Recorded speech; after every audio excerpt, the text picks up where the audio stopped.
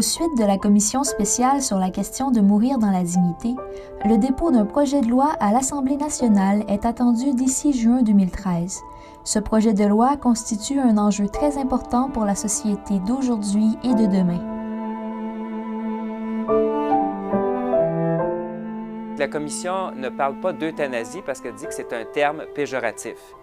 En partie, elle a raison parce qu'historiquement, il faut se rappeler que dans le Troisième Reich puis la Deuxième Guerre mondiale, c'est le mot euthanasie, exactement, qui était utilisé pour l'éradication de patients qui souffraient de, qu'on appelait à ce moment-là, malades mentaux ou schizophrènes ou handicapés de quelque nature que ce soit. Donc, c'est vrai que ce mot-là a une connotation très chargée. Mais néanmoins, il traduit bien, le terme d'euthanasie traduit bien l'acte d'une action létale, comme par exemple une injection létale, qui cause immédiatement la mort du patient. C'est ça qu'on veut signifier par euthanasie. Alors, le rapport de la commission a voulu changer ce terme-là, je ne veux pas dire camoufler la réalité, mais changer le terme pour dire aide médicale à mourir. Alors évidemment, l'aide médicale à mourir, ça ne veut pas seulement dire une injection létale pour causer la mort. Ça peut être l'accompagnement psychologique, ça peut être l'ensemble des soins de confort. Donc, c'est vraiment une expression qui n'est pas tout à fait en accord avec la réalité de ce qu'est un acte euthanasique. Donc, derrière, le langage est important parce qu'il véhicule des réalités. Puis parfois, pour faire accepter des situations nouvelles comme l'euthanasie, il semblerait que c'est plus facile quand l'expression est plus floue que quand on dit la réalité des termes. Alors, pour la question des balises et de l'euthanasie, c'est une question récurrente. Je répondrai de deux manières. La première, c'est de regarder dans les juridictions où l'euthanasie a été légalisée. En Hollande, elle a été légalisée de fait depuis les années 70, mais formellement dans la loi depuis 2002. En Belgique, depuis 2002. Alors, on s'aperçoit que malgré les balises qui ont été proposées dans le même esprit que ce qui semblerait vouloir être proposé ici au Québec, ces balises-là font que l'euthanasie n'est pas bien encadrée. Puis on s'en aperçoit de diverses manières. Au niveau quantitatif, le nombre d'euthanasies augmente, d'une part, à peu près de 10, 15, 19 % par année. Là, depuis 2002, ça dépend des années. Deuxièmement, on s'aperçoit aussi que en Hollande, 20 % des euthanasies ne sont pas rapportées comme la loi le demande. En Belgique, c'est à peu près 50 % qui ne sont pas rapportés par les médecins selon ce que la loi belge le demande. Donc ça, c'est inquiétant. Ensuite, les chiffres officiels ne tiennent pas compte des suicides assistés. La loi prévoit que le médecin seul va pouvoir donner l'euthanasie aux patients, puis on s'aperçoit, d'après des études récentes, que 45 % des cas, dans 45 % l'euthanasie est administrée par des infirmières. Derrière les cas où l'euthanasie est voulue et demandée, il y a tout un autre pourcentage de cas où l'euthanasie n'est pas voulue ni demandée. Et ça, d'ailleurs, c'en est un autre élément qui ne rentre pas dans les statistiques officielles. De plus, il y a des commissions nationales de contrôle en Belgique qui ont été instaurées d'après la loi en Belgique sur l'euthanasie. Alors, on a 10 ans de cette loi-là, de 2002 à 2012. Un rapport qui a été publié par l'Institut européen de bioéthique récemment en 2012 fait état qu'en 10 ans en Belgique, aucun cas n'a été traduit en justice par la commission de contrôle. Donc, la commission a avalisé tous les cas, ceux qui tombaient dans le cadre de la loi et ceux qui étaient un peu à l'extérieur. Donc, on s'aperçoit que c'est vraiment plus des commissions formelles, mais qui, dans les faits, n'influent pas sur la pratique. Donc, la question des balises, c'est vraiment une question qui peut sembler contenir l'euthanasie, mais qui, dans les faits, empiriquement, a démontré de multiples manières que ce n'est pas possible. À l'occasion du passage récent au Québec du Dr Catherine Dopchy, oncologue belge spécialiste en soins palliatifs, nous avons eu l'occasion de la recevoir en entrevue. Le grand fondement de cette discorde, c'est la définition de la dignité de l'homme, qui serait soit, comme moi je le crois, une dignité qui est intrinsèque à la nature humaine, soit une dignité qui est relative. Et relative à quoi? Relative à ce que je veux pour moi ou ce que j'estime bon pour moi, ce que je veux décider pour moi-même. Les personnes âgées, pendant très longtemps, ne se sentent pas âgées. Et ça, c'est grâce aussi à l'efficacité des soins. Et donc, tout d'un coup, parfois, c'est tout d'un coup qu'elles rentrent dans la perte d'autonomie, parfois relativement rapidement, parfois sans l'avoir anticipé et sans avoir autour d'elles prévu, anticipé, comment les choses allaient se passer.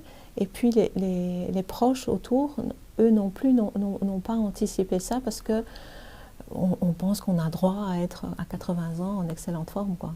Hein, on pense que c'est normal d'être voilà, encore... on pense que c'est normal. La souffrance, elle fait partie de notre nature humaine et que ce que l'on est appelé à faire, nous, en tant que médecins, c'est d'essayer justement de favoriser la traversée de la souffrance en soutenant l'homme et en se soutenant l'un l'autre. Le soignant et le soigné, on a chacun des choses à nous apprendre là, en fonction des moments. Mais d'autres pensent que ce qui compte, c'est pas ça. La visée, c'est pas soutenir l'homme pour traverser la souffrance. La visée, ça devient annihiler la souffrance, faire en sorte que la souffrance n'existe plus. Et donc, c'est une utopie pour moi, mais annihiler la souffrance, et même si c'est au prix de l'homme. La fin de vie, elle est très très riche de sens, parce que, enfin, l'interprétation que moi j'en ai, c'est qu'à ce moment-là, on ne triche plus. Enfin, on ose faire des choses qu'on ne faisait pas avant, on met bas les masques, parce que le temps est court et qu'on se rend compte qu'il y a des choses plus importantes que d'aller en vacances, et qu'il y a des choses plus importantes que de travailler. Et c'est parfois seulement à ce moment-là qu'on les découvre. Pour moi, la compassion, ce n'est pas quelque chose qui s'invente ou qui se travaille. C'est quelque chose qui, d'office, naît dans mon cœur. Quoi, hein. Je suis touchée par la souffrance de l'autre et j'y participe. Ça, c'est la compassion et j'essaie de la travailler avec l'autre. Et c'est différent de ce que moi j'appelle plus de la pitié. Je ne sais pas si le terme est juste, mais enfin, je vais vous expliquer comment je l'utilise. Oui. C'est parce que je me sens impuissant, je voudrais me débarrasser de la souffrance de l'autre parce que je n'arrive pas à la porter. On reconnaît, en tout cas en Belgique, un droit à demander l'euthanasie. Hein, et par contre, on ne reconnaît pas aux patients un droit à demander des soins médicaux qui seraient considérés par d'autres comme de l'acharnement thérapeutique. Par exemple, nous en Belgique, voilà, il y a des médicaments auxquels on n'a pas accès, qui ne sont pas remboursés par la sécurité sociale, alors que ces médicaments-là, pour certains d'entre eux, seraient efficaces, prouvés scientifiquement efficaces. D'autre part, il y a un arrière-plan démographique qu'on ne peut pas nier. Alors, par exemple, ici, moi, je travaille à l'Hôtel-Dieu de Lévis, donc sur la rive sud de Québec. Dans les 25 prochaines années, il y aura une augmentation de 25 des patients qui auront 65 ans et plus. Donc ça, c'est une augmentation démographique qui se vérifiera partout au Québec et dans les pays occidentaux en général. Donc, et derrière, évidemment, bon, comme on sait, la majorité des soins hospitaliers sont donnés pour des patients de 65 ans et plus, d'une part, et d'autre part, la prévalence de la démence, de toutes les sortes de démence, est plus marquée pour les gens de 65 ans et plus.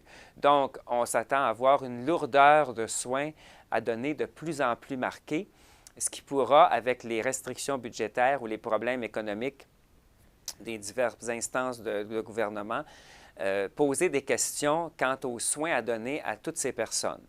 Alors, il ne s'agit pas de dire que le gouvernement en lui-même a une intention euthanasique, mais il s'agit de considérer le fardeau clinique qui entraînera un fardeau économique, puis aussi un fardeau d'attribution de personnel pour des patients qui seront de plus en plus dépendants, avec des problèmes physiques marqués, avec des problèmes neuropsychiatriques comme la démence, ou aussi dans un contexte où les personnes âgées futures, des décennies futures, auront beaucoup moins d'enfants pour les accompagner.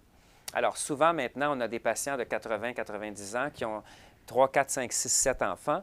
Alors, on sait bien que ces cohortes-là ne sont plus représentatives des personnes qui seront des personnes âgées dans les décennies à venir et qui auront peut-être 1 ou 2 enfants ou peut-être pas du tout.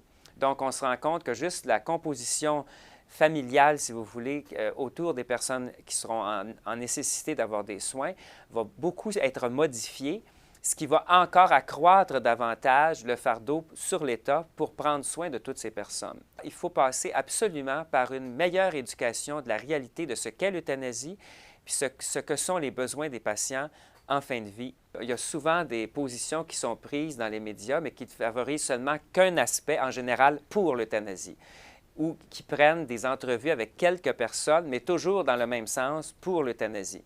Alors, on ne s'arrête jamais, ou quand on s'y arrête, on le fait de façon superficielle pour les personnes qui ont des problématiques ou des questions au niveau de l'euthanasie. Il y aura un congrès qui se tiendra le 1er juin 2013, le 5e congrès annuel de la Fédération canadienne des sociétés de médecins catholiques, qui se tiendra au Palace Royal à Québec, où on fera le point sur diverses questions d'éthique, philosophiques aussi sur la dignité de la personne.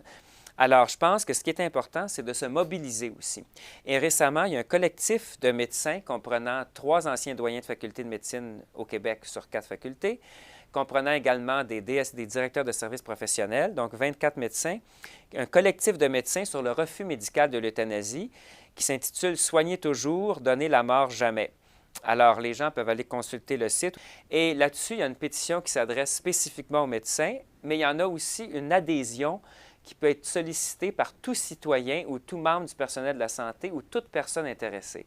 Alors, je pense que ça vaut la peine d'aller lire le manifeste qui ne se fonde pas sur des considérations religieuses, mais vraiment sur des considérations à la base humaniste et clinique médicale pour refuser l'euthanasie au nom de la raison. Et évidemment, la foi peut donner un éclairage additionnel par la suite, bien entendu, à ce sujet avec un approfondissement de l'anthropologie. Avant que la loi ne passe, elle est passée très très rapidement. Hein. Oui. On avait dit haut et fort que ce qu'il fallait, c'était une discussion sociétale sur les fondements de la société. Qu'est-ce qu'un homme pour nous, société moderne? C'est ça qui n'a pas eu lieu et c'est ça qui fait qu'on est coincé, c'est qu'on n'a pas discuté sur ce qu'est l'homme.